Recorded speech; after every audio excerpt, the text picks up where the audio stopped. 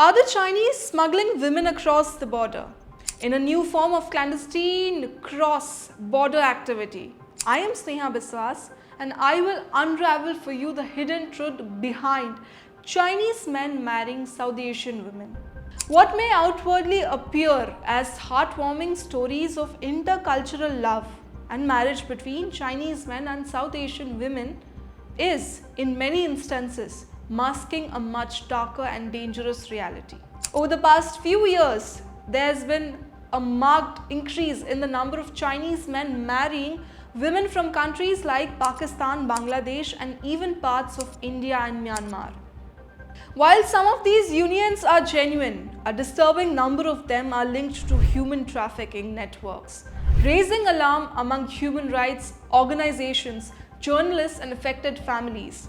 The problem is particularly pronounced among marginalized and economically disadvantaged communities. Here, women are often approached with promises of stability, wealth, and a better life abroad. In reality, they are being trafficked into exploitative situations where they are subjected to abuse, forced labor, or even prostitution.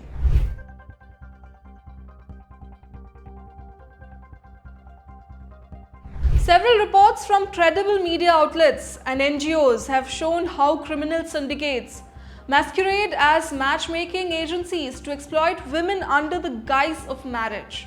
In response to these developments, the Chinese embassy in Bangladesh issued a statement warning Chinese nationals against engaging in cross-border marriages through illegal agents.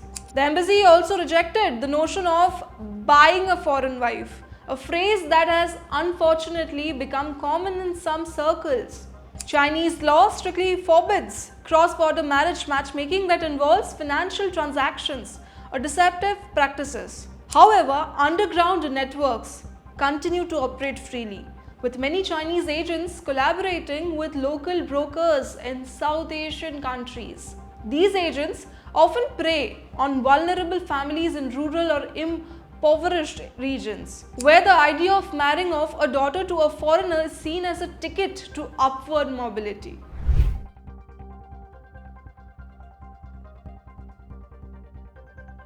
Pakistan, particularly its Christian minority communities, has been heavily targeted by these trafficking rings. In a shocking expose by Gulf News in April 2019, it was revealed that illegal marriage centers had sprung up in several parts of the country, offering young women as brides to visiting Chinese men. Many of these men were falsely presented as recent Christian or Muslim converts, and their backgrounds were bolstered by forged documents, including baptism or conversion certificates. These fraudulent practices were not just criminal but deeply exploitative, taking advantage of faith and desperation. Once married, many women were taken to China only to find themselves isolated, abused, or forced into sex work. A widely reported case was that of Bashir Ahmed, a father from rural Pakistan. Lured by promises of a stable life for his daughter, he consented to her marriage with a Chinese man, but her dream quickly turned into a nightmare. After arriving in China, she was beaten, imprisoned in a house, and forced into prostitution.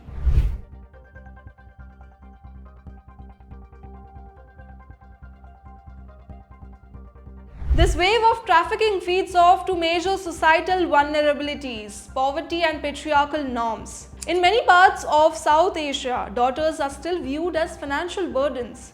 Marrying them off to a foreigner who claims to be wealthy is seen by some families as a solution to economic hardship. This creates a breathing ground for predatory practices. Fake matchmaking agents exploit families by promising visas, dowries, and financial incentives. In reality, these women are being sold into modern-day slavery. Once taken across borders, their mobility is restricted, often through confiscation of passports, linguistic isolation, and threats.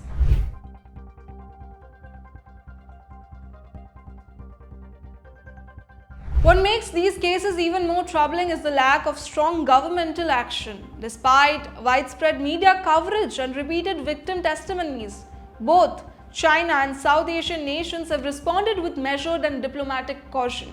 In May 2019, the Chinese embassy in Islamabad stated that there was no evidence of Pakistani women being forced into prostitution or organ trafficking. However, it did admit to the existence of illegal matchmaking practices and promised to cooperate with Pakistani authorities. The Pakistani Foreign Office in turn asked the public not to exaggerate the issue. This hesitance reflects a desire to protect the China-Pakistan Economic Corridor (CPEC), a $46 billion infrastructure and trade initiative launched in 2015. CPEC has brought thousands of Chinese nationals into Pakistan, creating both economic opportunities and loopholes for trafficking.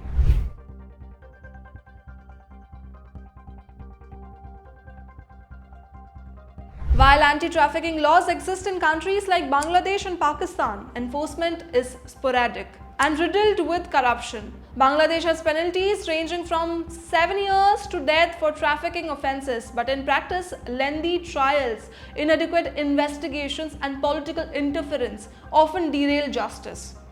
In Pakistan, following media investigations, the Federal Investigation Agency FIA arrested 11 Chinese nationals and several local accomplices in Lahore in 2019. Yet there has been little follow-up, no major convictions and no systematic crackdown on the wider network. The arrests appeared more reactive than preventive. Adding to the problem is the imbalance in visa protocols. Chinese citizens often receive visas on arrival in Pakistan, allowing traffickers to travel and operate with ease. In contrast, Pakistanis face a much tougher visa process when entering China, trapping victims in an asymmetric system with limited means of recourse.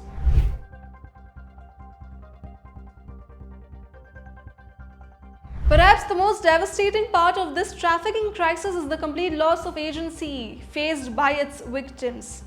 Women and girls once taken abroad face cultural alienation, language barriers, and a total absence of legal protection. Many are unable to contact their families or seek help from local authorities. Organizations like Human Rights Watch have warned that this pattern of trafficking is not unique to Pakistan or Bangladesh. Similar cases have been documented in Myanmar, Vietnam, Laos, Cambodia, and even parts of Africa. The problem points to a larger global crisis fueled by gender imbalances, demand for brides, and weak international coordination. In China, years of the one-child policy and a cultural preference for sons have created a significant gender gap, with millions more men than women.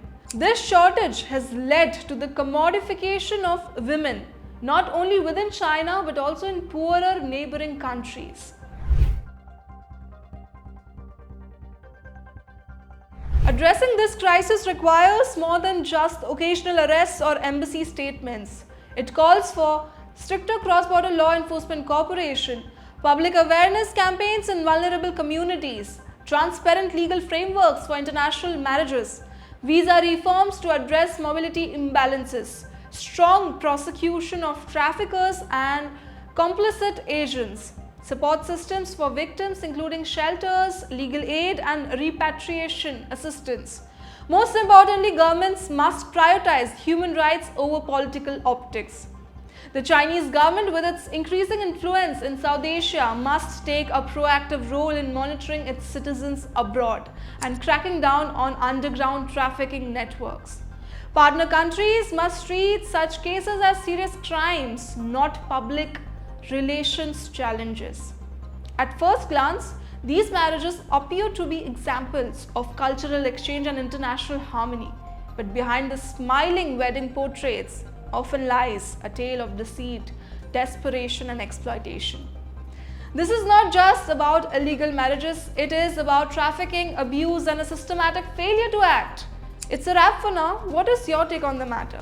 How do you all look at the situation? Shoot your views on the matter in the comments below, and don't forget to like, share and subscribe to the Free Press channel. Thank you for watching.